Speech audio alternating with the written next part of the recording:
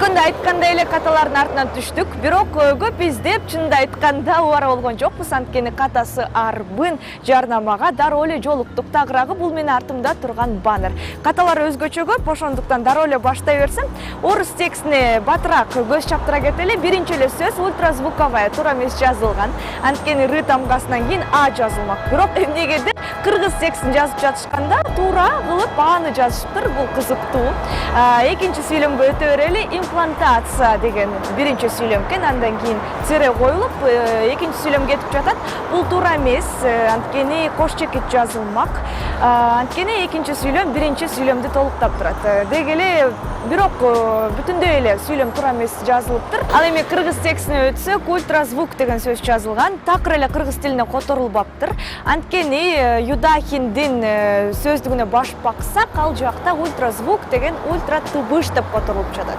Которуш керек болчу. Экинчи сүйлөм имплантация деген операция жөнүндө сөз болуп жатат. Бирок эмнегедир сөз орус тилинен кыргызча которулган эмес. Эгер которулса, имплантациялоо болмок. Кийинки ката бул тире жана башында айта кеткендей эле анын ордуна кош чекит кетмек. Анткени экинчи сүйлөм биринчи сүйлөмдү толуктап турат. Бирок эмнегедир көпчүлүк кош чекит менен тирени алмаштырып келет. Көбүнчөсү тире бир эмоцияны берүүдө колдонулат. Бул сүйлөмдө эч кандай деле эмоция жөнүндө сөз болбой эле турат. Андан кийинки имплант деген сөз жазылган.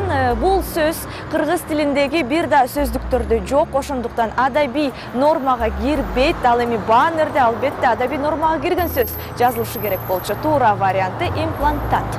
Андан тышкары имплантант деген ны тамгасын кошуп да колдонуп жүрөбүз. Мындай сөз такыр эле жок, муну да билип жүрүңүз.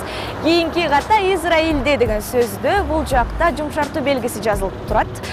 Жазылбаш керек болчу, анткени чет тилден кирген сөздөрдө жумшартуу белгисинен кийин мүчө кошулса, тамга жумшартуу белгиси түшүп калат, дагы жазылбайт.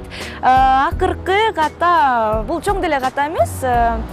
Балдар үчүн стоматология деп турат. Балким балдар стоматологиясы деп жазганда сүйлөмдүн мааниси тагыраак берилмек. Мына бүгүнкү күнгө ушулар болду. Дагы да көрүшкөнчө.